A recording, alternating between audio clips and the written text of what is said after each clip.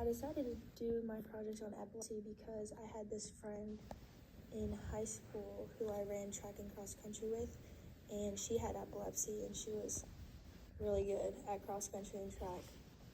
And so I just thought it would be interesting to look into epilepsy and what it is, and exercise prescription guidelines, and everything else. So a little bit of background on epilepsy. It's a chronic, non-communicable disease of the brain that affects people of all ages. It's actually I think it's the number two, the second biggest disease of the brain around the world, as it affects 50 million people. The risk for people with epilepsy of death is 3 times higher than people that don't have epilepsy. That's premature death. And then just some symptoms of epilepsy. You can have seizures, and then with the seizures come unconsciousness, loss of awareness. You can have disturbances in movement, hearing, vision, taste, injuries resulting from seizures. And then over here I have a little picture of a purple ribbon because the purple ribbon is epilepsy awareness, and I believe September is epilepsy awareness month.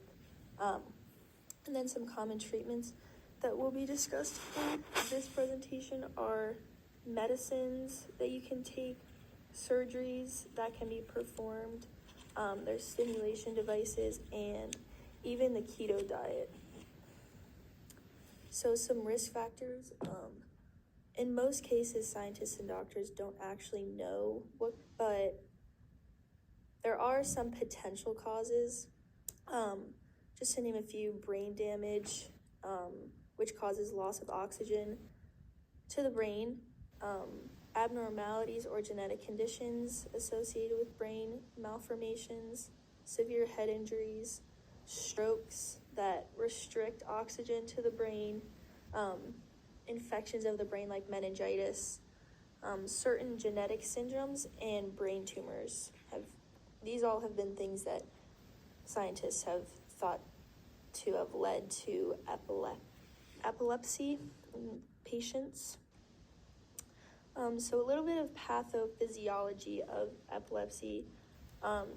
Just to read this quote from Johns Hopkins Medicine: "A seizure is a burst of uncontrolled electrical activity between brain cells that causes temporary abnormalities in muscle tone or movements, behaviors, sensations, or states of awareness."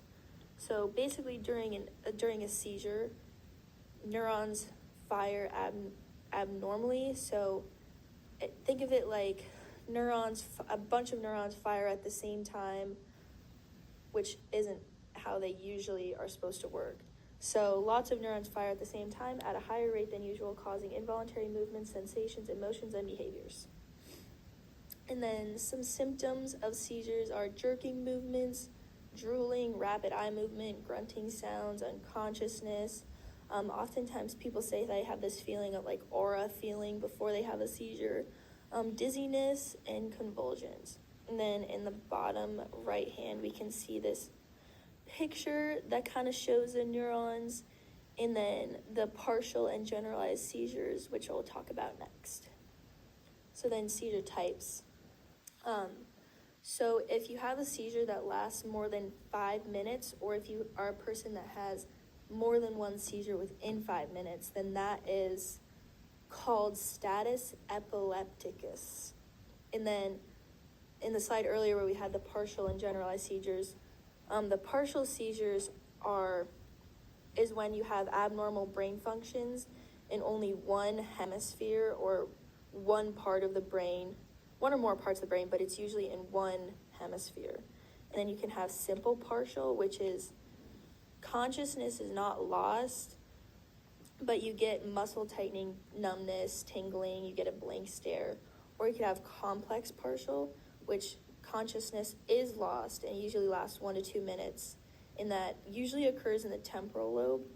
And then moving on to generalized seizures. These are seizures that involve both hemispheres of the brain. So absence generalized seizures, you get like periods of blackouts. Atonic generalized seizures, you get sudden loss of muscle tone, which leads to falling, and usually you remain conscious during that type. And then tonic-clonic generalized seizures, so that begins with this aura feeling, and then the tonic phase starts, which is stiffening of your body and muscles, and then you're going to become unconscious. And then the clonic phase starts, which is jerking and hyperventilation. And then after that, you get post-ictal phase, where your seizure is kind of done, but you feel sleepy and fatigue and headaches. And then myoclonic is rapid movement, sudden jerking of muscle groups. And then infantile generalized seizures usually happen in babies under 6 months. And then febrile generalized seizures are associated largely with fevers and in children, not necessarily epilepsy. More of a seizure caused, more of a fever caused seizure. So just a few diagnostic tests. EEG to detect abnormal brain waves, CT or MRI scans to detect tumors or other structural irregularities, functional MRI scans to identify normal and abnormal brain function in specific areas, single photon emission CT scans to find the original site of a seizure in the brain, magnetoencephalogram to identify irregularities in brain function using magnetic signals, lumbar puncture to collect cerebrospinal fluid for analysis. Blood tests can be run to rule out any underlying conditions that could be causing epilepsy. And then neurological tests to determine the type of epilepsy in the person, whether that be partial or generalized seizure types. So a few therapies that I touched on, medicines, surgeries, brain stimulation devices, and the keto diet. So usually the medicines work by altering chemical ion channels in cell membranes to prevent electrical signals between neurons. So it affects the neurotransmitters within the synapses. So they try to work to prevent the abnormal signals that fire the neurons to, too much. And then surgeries, the main way surgeries are used to help epilepsy is they actually remove the part of the brain where the seizures are starting. And an important thing to remember is that the surgeries won't affect vital functions. And then brain stimulation devices, there's two types. The vagus nerve stimulation, which you can see up here on the left. You can see that the device is put in and it stimulates a vagus nerve, or deep brain stimulation, where the device is actually inside the brain, stimulating the brain. And then the keto diet, interestingly enough, the high fats and low carbs is seen by scientists that it creates a chemical change that suppresses the seizures. And the scientists aren't exactly sure how that works, but they know there's a correlation. And then just some of the medicines they use. This is more of a emergency management medicine. So these three types are usually done through IV, and you administer them if the seizure is lasting longer than 2 to 5 minutes. So here's just a couple examples. And then a more continuous medical management of epilepsy, these medications are more, you take these on a regular basis, and you can see that there's a couple different types for partial seizures, generalized seizures, myoclonic, absence. And then exercise prescription. So any exercise test can actually be performed because any exercise test can be performed, but you don't need to perform an exercise test to diagnose epilepsy. It is also very rare for exercise to be a trigger of seizures. What you usually see is if it's a really hot day and someone's exercising, that could be a trigger of the seizure, but mostly because it's a really hot day, not because of the exercise itself. So then we see that epilepsy patients can participate in regular exercise, which is 30 minutes per day, 3 times a week. And it's important that they have safety precautions, though, because an episode could happen. So just for example, have a buddy with you. If you're running, if you're biking, have someone with you who is aware that you could potentially have an episode. Wear protective gear like a life jacket when you're swimming or a helmet when you're biking. And it's important to wear medical bracelets so that if something happens and someone comes to help you, they can look at that and know what's going on. It's also important to take frequent breaks with lots of water and to keep a cell phone or GPS system in case someone needs to find you.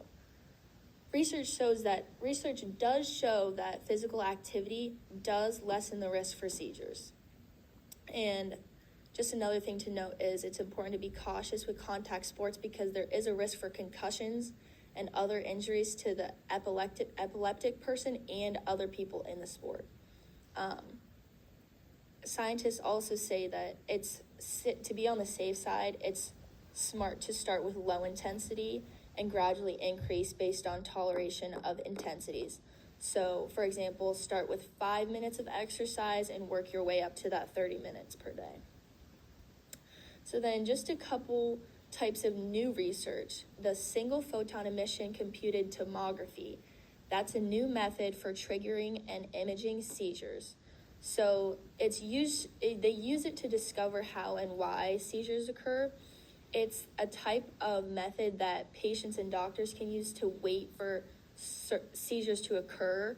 And what it does is it detects blood flow and cell metabolism and transmission between cells during seizures. It has 2 phases, and the first phase is the ictal phase, where the seizure is actually occurring. And then the second part is interictal phase, which is after the seizure has occurred already. So an imaging agent is usually injected into the patient, and it allows images of blood flow to the brain during the seizure to be transmitted to a scanner for viewing. And then the second type of new research is positron emission tomography, and this is a nuclear medicine procedure.